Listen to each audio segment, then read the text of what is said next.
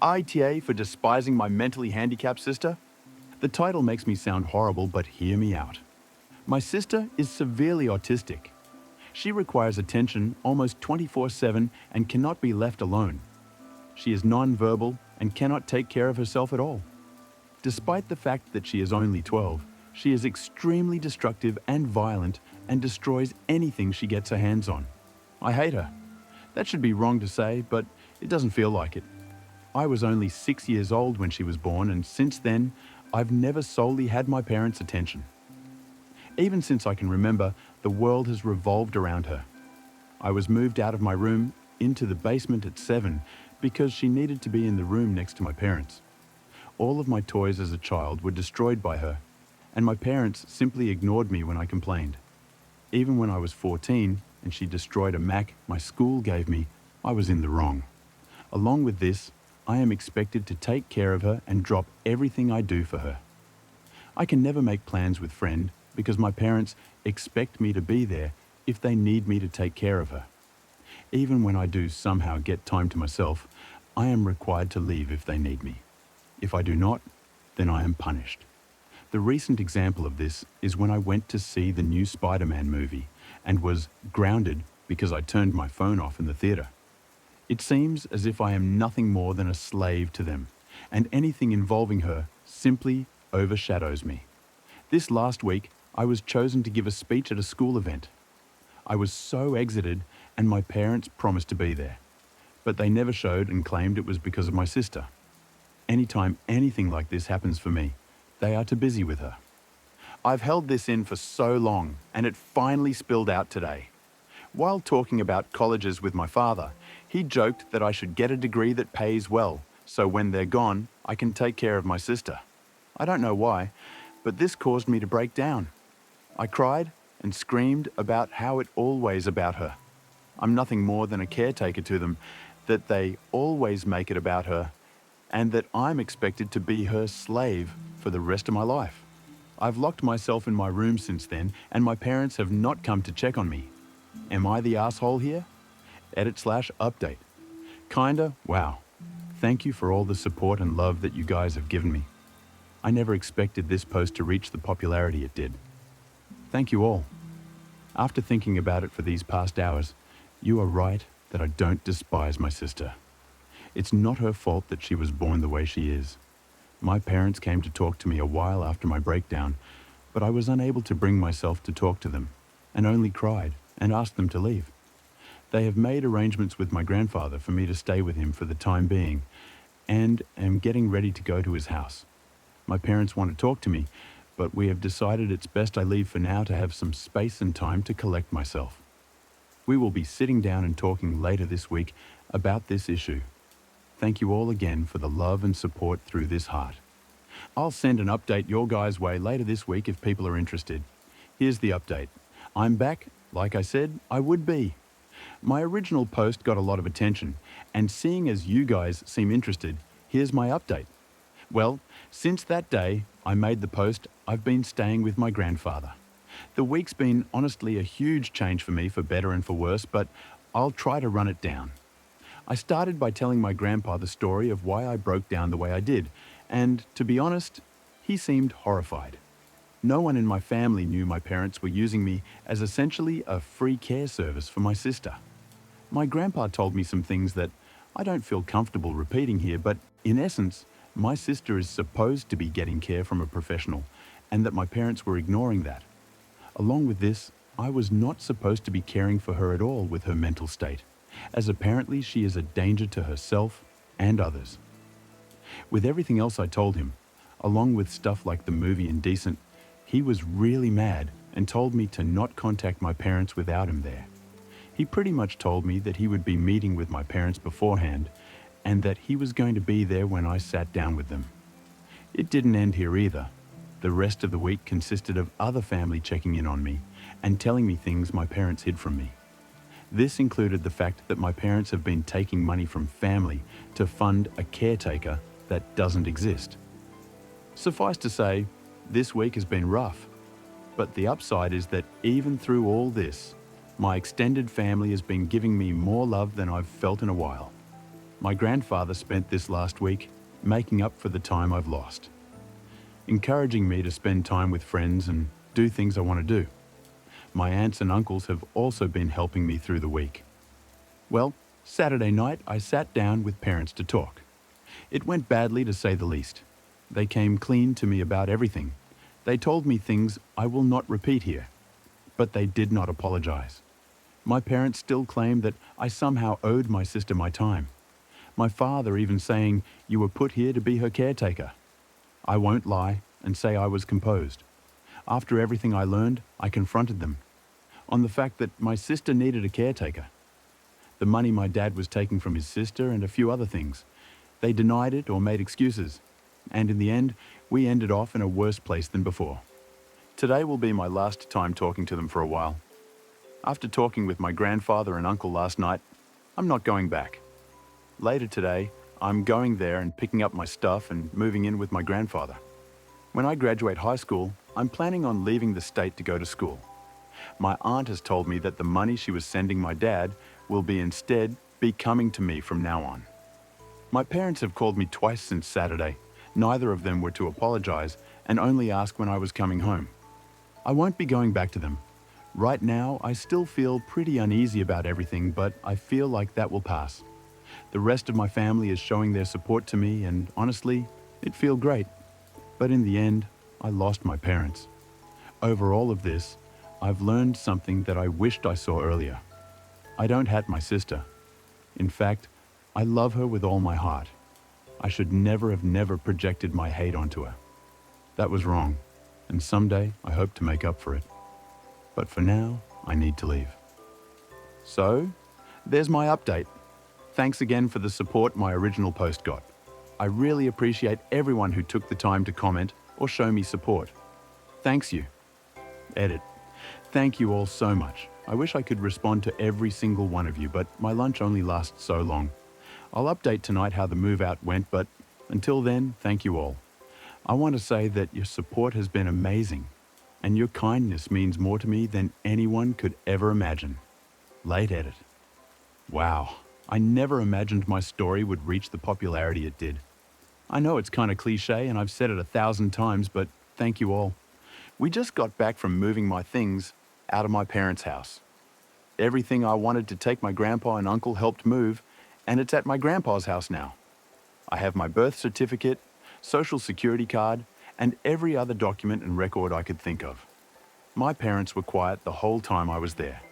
Shortly after I arrived, my dad left with my sister, and my mom only hovered over us silently as me moved. It took a while, but as we left, she broke down and told me she loved me and would miss me. I hugged her and said goodbye, and that was it. Even now, I sit here and think if she really meant it. After this whole week of her not saying anything, she waited till the end. I hope she meant it. Right now, though, I think I just need to look ahead. Maybe one day, me and my parents can reconnect. I hope so. Thank you all for the advice and love. It's been amazing, and I'm glad that through this experience, I at least got some positive out of this mess. Will I come back? I don't know. If something happens and you guys still want an update, I'll maybe come around again. But for now, I'm going to move on. For all those out there who shared their stories with me, thank you, and I hope to see you on the other side. See you, Space Cowboys. Well, that's our first post. It's a doozy, and one of the most popular posts of all time on r/AITA. What do you folks think? In the meantime, I'm SpiderFish. Welcome to my channel. Like and subscribe and all that. And let's get into our next story. AITA for suing my girlfriend after she had my 1967 Impala project taken to the scrapyard. I'll try to keep this short. I had a 1967 Impala four-door that I bought in February 2019. A couple months ago, I bought my first house that had a 2.5 car garage. I moved the car in and started tearing it down for a complete restoration. I had the body in one bay and the chassis in another, plus the whole garage filled with parts. About 2 months ago, my girlfriend came to live with me during this whole crisis and the whole time has hated that car. She wants to park in the garage, but I have 2 acres of land with a lot of nice places to park under shady trees, or hell, even in the barn if it has to be inside. I tell her tough luck it's my house, and it's not. Like I can just throw it back together real quick. Anyways, I was out of town for a couple days on a business trip for the small local company I work for. When I got back, my girlfriend was all smiles, making me food all the time, doing all the chores, all that. I thought maybe she just was happy to have me home, but then I realized that I didn't see her car in its usual spot. I asked her where she parked so I could make sure I mow that area and keep it clean. And she said not to worry because she parked in the garage. I asked how, and she told me to go check it out. Turns out that while I was gone, she hired some people to come over and move everything related to that car, including the drivetrain, body, and chassis, and all parts, and take it to the local dump/scrapyard. I was absolutely dumbfounded. I had spent over $11,000 on that car, including new parts, services, and the car itself. I told her that I was going to be taking her to court for that, and she brushed me off like I was being dramatic. I told her that it's done between us, and to pack her things and leave. I admit I was really angry, but I did end up getting a lawyer. And as I have all the receipts for all that money spent, and I have her on my house's security cam footage, letting the guys in and watching them take it all, I think I can win. Her family and friends are absolutely blowing me up, saying it's just a stupid old piece of junk and that she cannot pay back all that money I spent, and that I should just let it go. But I have been putting all my time, effort, and money into that car for 1.5 years now, and god damn it if I'm not going to get justice for what she did. AITA. Edit. Thank you all so much for the support and awards and everything. I'm glad I have some people on my side. I got a call from her mom about 20 minutes ago, and she told me that I was ruining her daughter's life over a stupid car. I told her she ruined her own life. I've been gathering documentation and stuff, and I'm about to head down to the police station and file a report, as suggested by Lots here. Once again, thank you all. Update. Went to the police station last night, was told to come back in the morning, just got back and filed an official report against her for grand larceny and grand theft auto.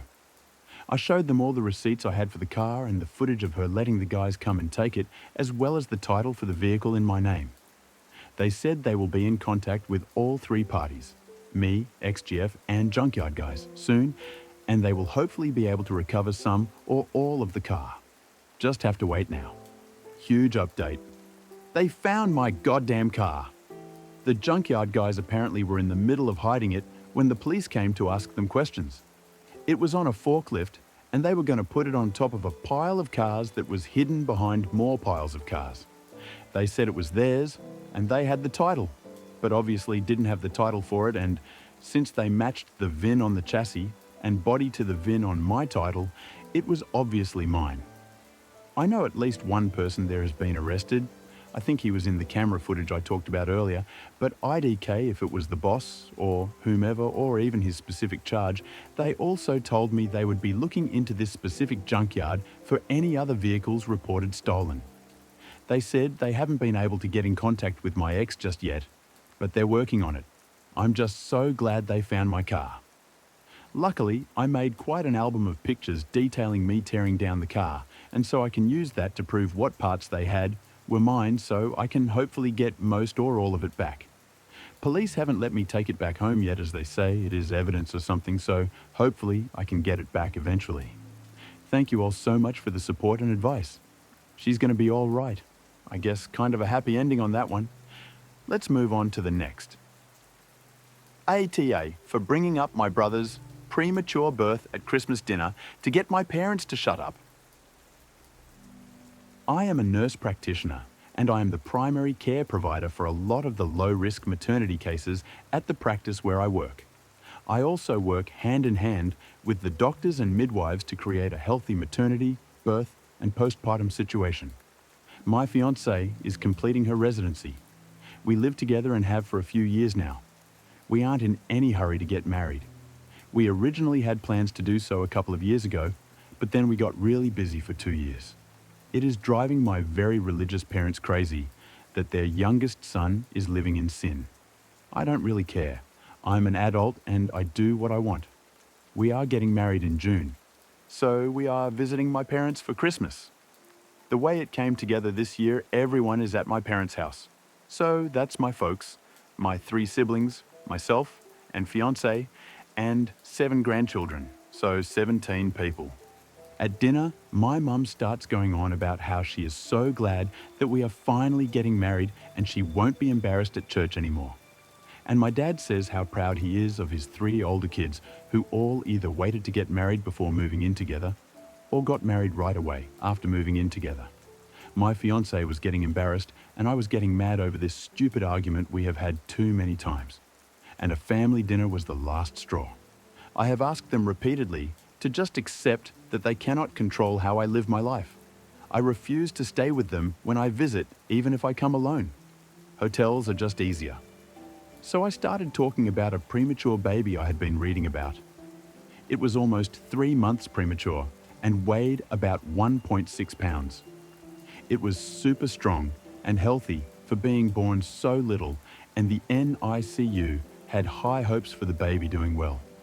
My mom and dad both got deer in the headlights, looks on their faces. Too bad. Should not have fucked around with my fiancé's feelings. So I asked about my oldest brother. He was born almost 4 months premature. Is there a chance that we could check out the family album where we keep all the records of family births and stuff? I already know my brother was over 9 pounds and almost 23 inches long when he was born. My grandmother told me all about it the first time my parents tried to shame me. The subject gets changed very fast. After supper, my parents told me that I should not try to embarrass them with private things that are not my concern. I told them that if I heard anything about my living arrangements ever again for the rest of my life, I would make sure to keep bringing up the fact that my mom was in her 2nd trimester when they got married. My parents are mad at me for telling them how to behave in their own home, but my fiancé is happy that they seem to be off the subject for good. AITA? No update for this one. Let's move to the next.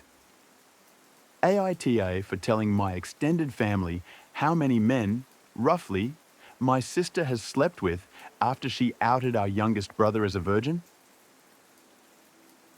We had a family dinner this evening. My family has 4 kids in total. Me, my elder sister, 29F, younger sister, 24F, and youngest brother, 22M. Extended family attended our family dinner. So all of our significant others, our cousins, aunts and uncles, etc. During the dinner, my elder sister and youngest brother got into a mild disagreement. My sister seemed, at least to me, to be coming across as very aggressive out of frustration and losing said argument. The 2 of them were too absorbed in their argument to realize the rest of us were getting a bit fed up. Eventually, my sister got really fed up and said, "Shut up, I'm not going to argue with a 22-year-old virgin." My brother hadn't done any personal attacks up until that point. It was completely unprovoked. I think it might have been the alcohol, as my sister is a mean drunk. Anyway, I immediately told my sister to grow up and that she was making an embarrassment of herself. She replied by saying everyone knows he's a virgin, and she didn't say anything wrong. This annoyed me, as my bro definitely has confidence issues and doesn't need to be made fun of like this. So I responded by saying how she slept with well over 100 men while she was in college, and that since everyone in the family knows this, it's not a big deal, right? Turns out her husband didn't know this amazingly. I genuinely assumed he must have known. He left the party angrily saying my sister misled him about her past. Family is blaming me for their marital problems. I refuse to accept I did anything wrong. My sister bullied my brother in front of everyone. All I did was give her a taste of her own medicine. AITA for walking out of the airport when I saw my husband's mom standing there with her luggage. Not the a-hole. IF30 don't have the best relationship with my husband's mom. Since day one, she tried to make remarks and compare me to her double question mark. She then tried to get on my good side and started overly praising everything I do, and sometimes even copying me, like that one time when she literally dyed her hair purple just like mine. And when everyone pointed out how ridiculous she looked, she actually blamed me and accused me of trying to make a joke out of her. So, anyways, My husband and I took 2 weeks off work to go visit some places out of the country. Tourism, in other words. Thing is, I was the one who saved up for and arranged for the trip. My husband was responsible for booking the tickets. My husband's mom wanted to come along and threw temper tantrums when I said no. She called, texted, sent people to talk to me into letting her come, even threatened to call the police and make some complaint up to get us to stay if she can't come. My husband said we should just take her, but I told him he was wrong to tell her about the trip in the first place. He gave me an ultimatum, said he wouldn't go if she can't come, and I told him I'd gladly call his bluff, which made him take his words back and say, "Fine, I will tell her to stop it because we won't take her." Things got quieter, suspiciously quieter. The day of the trip came and we got to the airport at 2 p.m. My husband was walking ahead of me and was looking left and right like he was looking for someone. I asked him, but he didn't respond. He led me to the waiting area, and first thing I saw was his mom standing there with her luggage. I froze in my spot. I felt a cold wave washing over me, and I was fuming inside. She and my husband were hugging. That's when I quietly turned around and started walking towards the exit. My husband followed me while shouting at me to stop. He tried to stop me, but I told him off the harshest way possible. He tried to say I was overreacting and that his mom was there anyway, and I should let it go and not mess the trip up for us. I told him he and his mom could still go, and that I was going home. I went home and sobbed into my dog's fur for several minutes. Turned out he booked her a ticket without me knowing. An hour later, he came home yelling and raging about how pathetic and spiteful I was to walk out and go home and ruin the trip last minute. I told him he caused this to happen. He said that I was being so hard on his mom. It's ridiculous. I refused to fight anymore, but he kept on berating me, then called my family to tell them that the trip was cancelled and that it was because of me. My family said that I shouldn't have ruined it for myself and should have sucked it up and done my best to enjoy. Did I really overreact? This one has an update. Here it is. Hello? I don't know where to begin. It's been an absolute nightmare recently, and I feel like I was losing my sanity. So for more details about my situation, I have to admit that my husband's mom favors him over all his siblings. This affected his relationship with them and me as well. He's never seen an issue with how differently his mom treats him. It bothered me and made me feel uncomfortable. The whole dynamic made me feel uncomfortable.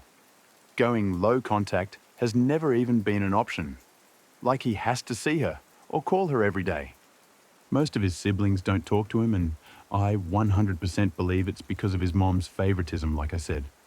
He does bear some blame for not seeing how wrong this is till this day. In many instances, I've found myself making excuses for his behavior. Even in my post, I did it spontaneously, and I don't know why.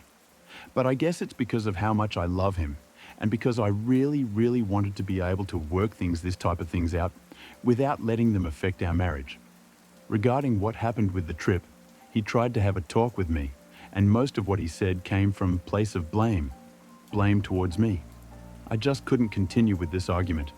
I told him I needed space and that I would be going to stay with my sister for a while. He didn't take it well. He literally got up from the couch and opened the door, telling me to go right then. In that moment, and seeing how he was still not even anywhere near understanding what he has done, just made things perfectly clear to me. I just had pictured years and years of my life being lived like that, and I was like, no, I can't do it. Can't take any more of it, especially when he keeps focusing on being right every time. His mom can do no wrong. I'm always the aggressive, crazy, jealous, pathetic overreactor. All these people's opinions, advice, and concerns were like a spark, like the wake-up call I really needed. Though I wish that it didn't get this far, but what's done is done. Right now, I'm staying with my sister. I brought my dog with me as well. He sent me his last message telling, I'm the one choosing to end what we had together, but I believe it's the other way around, especially with how he keeps making his mom the victim in this situation. It's become clear now that we keep going in circles with no end in reach, and I'm just so exhausted and overwhelmed. I'm not mad at him and don't expect him to change, but At least I'm given options to decide what's best for me and my future, even if it's separation and divorce. A big thank you to those who reached out with resources that I feel very, very lucky to have come across. Just wanted to give you an update since many of you asked for it. WIBTA for planting prickly bushes in my front yard to keep the neighbours' kids from my property? Not the a-hole. Throwaway for obvious reasons. I moved into a detached townhouse a few months ago. It's a rental. I'm leasing it for a year with the option to extend that with a second year or possibly buy the house. My driveway is right next to the neighbours. It's big enough to fit 2 regular-sized cars, and halfway down my driveway there's a path leading around my house. On side of the path is my house, on the other side's about 3 meters of yard. That's mine. Ever since I moved in, I've been having issues with the neighbours using my driveway for parking, turning their cars, storing their other stuff, playing, etc., etc. Asking them to stop using it and keep their items on their own property has not worked, so I placed a few large plants, installed a camera and a no trespassing sign, and that helped a bit. At least the cars are gone. The last few weeks with the stay home advice, I've been working from home, but the neighbours' kids are making that really hard. They're about 5 and 7 boys, and they keep ringing my doorbell multiple times a day to ask if they can play with my dog, if I want to play with them, or anything else they can think of. I asked them to stop it so I can work, which of course didn't work, so I asked their parents and was told boys will be boys and they weren't going to do anything about it. To keep my sanity intact, I removed the battery from the doorbell, but now they keep running around in my front yard, on the path around the house, banging on my windows, banging on my doors, and actually tried to open the gate to my backyard this morning as they heard me in there. I once again asked them to stop, told them I will not be allowing them to play with the dog anymore at all if they keep this up, and they left, sending over their dad. I told him to keep the boys away from my property and door. If not, I'll be planting some prickly bushes to teach them to stay away from other people's property and shut the door in his face. WIBTA. If I actually did that, I'd love to place a fence or something, but as it may be a short-term rental, I have to be able to return everything in its original state for now. Edit. I'm getting a lot of comments about social distancing and lack of isolation of the boys. I'm from the EU. My country isn't on lockdown, and it's, or was, I'm not 100% sure anymore, advised to let small children play outside. Here is the update. About a week after my post, I planted a wall of blackberries and raspberries at the 2 sides of my garden facing the driveway, about 30 centimeters from the edge, so no overhanging branches. On the other side of the berry wall, I planted lot stuff like strawberries and tomatoes. To reach the tomatoes and strawberries from the driveway, you have either go through the fruit bushes or walk up to my house, walk about 2 meters along the side of the house and my windows, and then walk into my actual garden. Not something you do by mistake. For about 2 weeks it was somewhat quiet, but I still found the kids on my driveway every single day. As far as I know, they did not enter the garden, and I hadn't noticed them walking around my house anymore, so I figured the bushes were working. About 1 week ago, berry season started, and my bushes are now full of raspberries, and there's lots of strawberries as well. The neighbours noticed. First, I caught the boys picking and eating raspberries, so I told them off and dropped them off at home. Told their mom I caught them stealing. That's how I see it, even though it's fruit, and that I'd call the cops next time. She huffed and told me to grow up, but took the boys inside anyway. After that, it was quiet up until yesterday afternoon, when I went out for a while and found the dad and his 2 sons right in the middle of my garden when I returned, clearing my bushes and plants. I didn't even confront them, just called the cops from a distance as they hadn't noticed me yet and started filming them after making the call. Luckily, 2 cops showed up after 10 minutes or so, and they confronted the neighbour as they were still picking berries.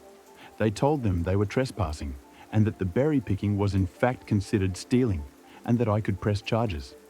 For the first time, I noticed a bit of fear in my neighbour.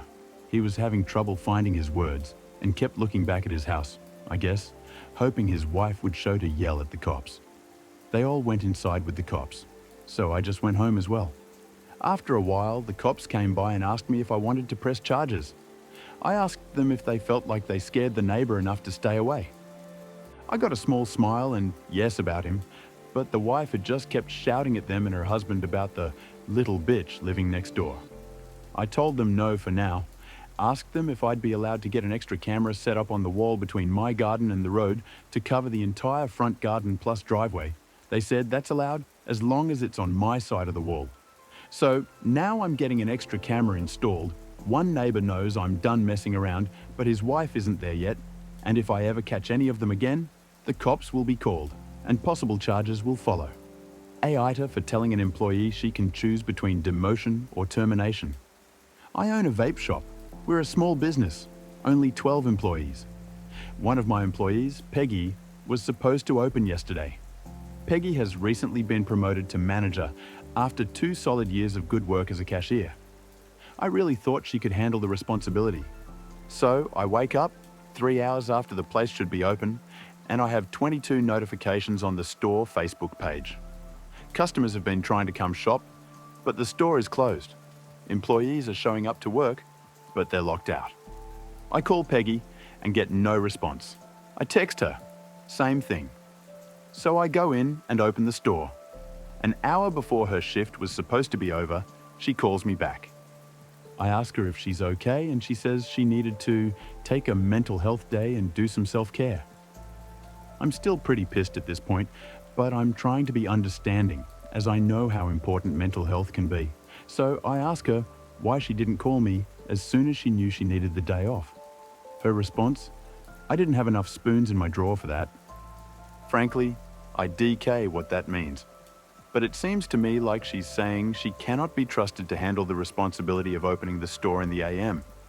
So I told her that she had 2 choices.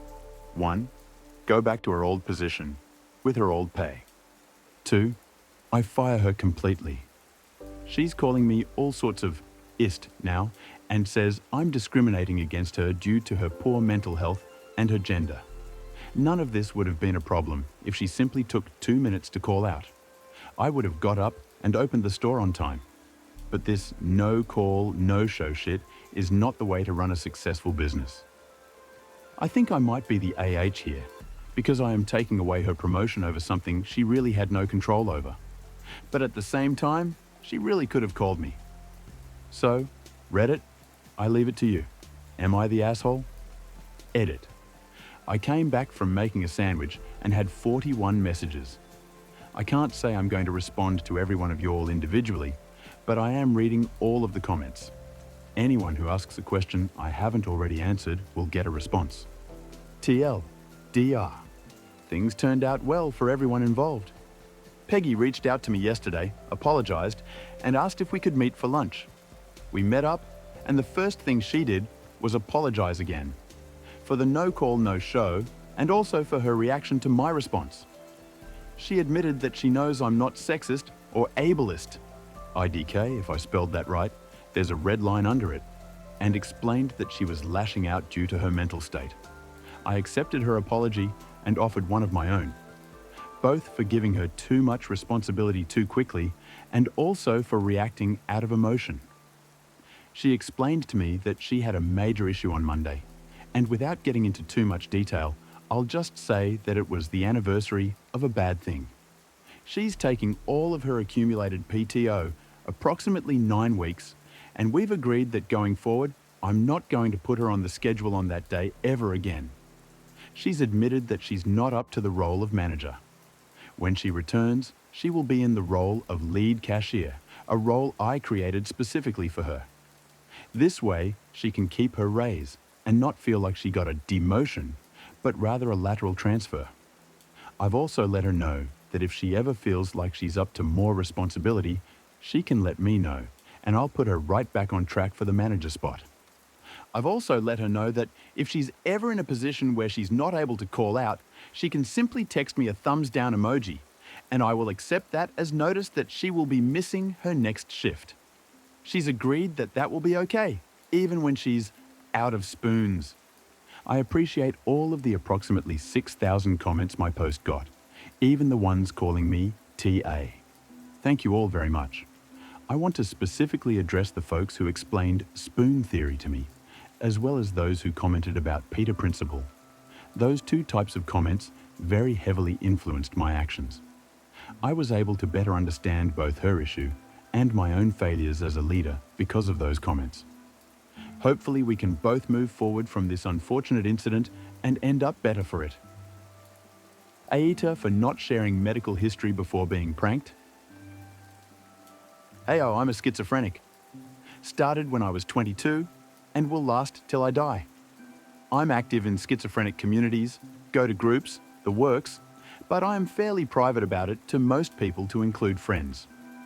It's fairly common for people to think I'm eccentric, comes with the turf, due to some of my habits. Those habits include not going to parties or other places with lots of people, suddenly deciding not to do something. I have to be protective not to, do, or go to certain things if I think a delusion might be coming on. Saying the occasional odd quip, normal schizophrenic stuff. Some friends thought it would be funny to make it seem like I might be going crazy as a group. They would individually wear something silly like a wizard hat or dinosaur costume, TREX blow-up costume, to a group event, or say something totally out of the ordinary and pretend like it was normal. Police like to track people like you. COVID is just a way to microchip you, etc. These are very real, scary thoughts to me. I would ask members of the group if they had heard concerns about these conspiracies or weird garb from the other members, but they all acted like they had hung out with that particular member that day, and I hadn't been involved. I was really scared that this could have been a massive delusion morphing into a full psychosis, so I preemptively checked myself into a hospital to stop myself from potentially hurting myself or diving further into the rabbit hole common in schizophrenic community. I was so scared my medication stopped working. No one heard from me for a few days while I was in the hospital, and when I checked out, I confided in one of them about what had happened. I got a really long apology explaining what had happened, and I blew up at them. I have ignored attempts from the others trying to apologize and have no desire to talk with them again. AITA for not previously stating that I am schizophrenic. Edit, people have been asking saying to post the length of the prank. Around 3 weeks. Edit 2. Thank you for the awards and stuff, but I really want to highlight some of the messages I have gotten. I'm at around 150 messages and counting, and am trying to respond to the ones where I can hopefully offer insight. Resources that I find helpful: r/schizophrenia. For groups, just Google schizophrenia support groups in my area. Something will pop up, and when you actually get there, someone will have a further list. You get what you put into groups. You don't have to talk your first couple of times, but no one will look at you with the batshit look if you say, reality check, is there a bird in the room or something in that regard? That did happen once, and the audible sigh of relief from 8 other people and the laughter that followed was hysterical. Medication helps so much. It's the difference between being able to go for a walk with my dog and staying in bed all day. But it takes time. So many people have asked what drug and dosage a loved one should go on. I cannot answer that. There are so many drugs out there in different dosages. I can tell you that you, probably, will not have a noticeable difference in behavior in 2 weeks after trying a medication. You start small and work your way up to a therapeutic effect when it actually helps. It might take some time to actually get to feeling human again. Not every medication is meant for every person, but don't give up. Heyo! I had a few folks message me over the last couple of months, the latest tonight. It touches me that so many of you still message me to see if things are going well, so I wanted to update people en masse. Life is going phenomenally. I axed the friend group and have since been kicking butt. I realized that if my close friend group was consistently putting me down or taking advantage of me, who else could be? The biggest answer was myself. I stopped doing things I enjoyed to invest in people that took joy in hurting me. Turns out it went so much deeper than gaslighting. I got 2 new hobbies, woodworking and brewing. I absolutely love them both and have made friends in those communities. I started cooking instead of takeout, and I met the woman who is now my girlfriend at the local market, and we do most things together now. I realized my job had been taking a huge advantage over me. I worked significantly harder and longer hours for less pay than the employees under me. After I transitioned to taking better care of myself, I successfully created a resume that outlined my successes. Recognizing those successes took quite a bit of effort, and got a new job in higher management for significantly more pay. I'm also going to buy a house this December with a yard for my dog and I. Nothing big, just a nice one-bedroom, with a large yard for my buddy and I to play fetch in. So, thanks Reddit. Oh, you won. Never would have made life improvement if it weren't for an external force. AITA for switching to regular milk to prove my lactose-intolerant roommate keeps stealing from me? Not the a-hole. Me and two other guys share an apartment together, and we split all the bills. The only thing we don't split costs on is groceries. Everyone's in charge of buying their own food, and we don't touch whatever doesn't belong to us in the fridge. We put our names on everything so no one gets mixed up. This issue has been going on almost a year, and I'm sick of it. One of my roommates, R, keeps stealing my food. I get home from work and containers with my leftovers are sometimes missing. They have my name written on it. Or my stuff finishes too quick. My gallon of milk, for example. I buy almond milk because I like the taste. But it seems to finish after a week even though I've only drank once or twice. I confronted R about this lots of times, and that's caused a lot of arguments. He outright denies it and tells me I'm crazy, even though it's so obvious. My other roommate and I carpool together because we both work the same early morning shifts around the same area, so I know it's not him. It's always after we get back home, and R's already left for work, that I notice my food's gone. My roommates also had a similar problem, but not as often as I do. I'm guessing cause R doesn't like what he buys. The funny thing is, R buys a lot for himself and is even more stingy about his food. He will literally point out what's his when he comes back from grocery shopping and tells us not to touch it. Last week, my milk was nearly empty again, and I got fed up. I went to the liquor store and bought regular dairy milk. I drank what was left of my almond milk and refilled the gallon with the one I bought.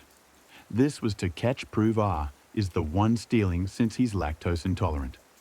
The next day, Saturday, we get back from work and R is pissed.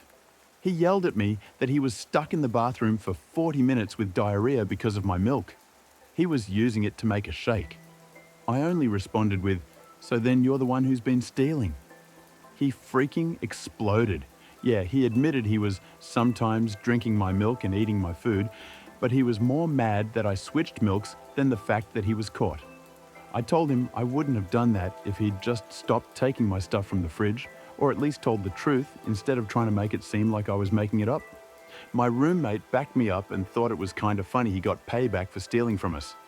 It's a little tense RN, and my roommate told me R is trying to convince him to agree to kick me out. Little does he know we're both looking to move somewhere else together because we are sick of his shit. I told some buddies what happened, and a few think I was an asshole for that. I feel like I'm not in the wrong here. He was taking my food and not even owning up to it, and I wanted to prove it. Does that make me TA? Alright, I think that's it for tonight. Hope everyone enjoyed our journey through a crazy part of the internet. If you enjoyed tonight's video, please be sure to subscribe. Good night, everyone.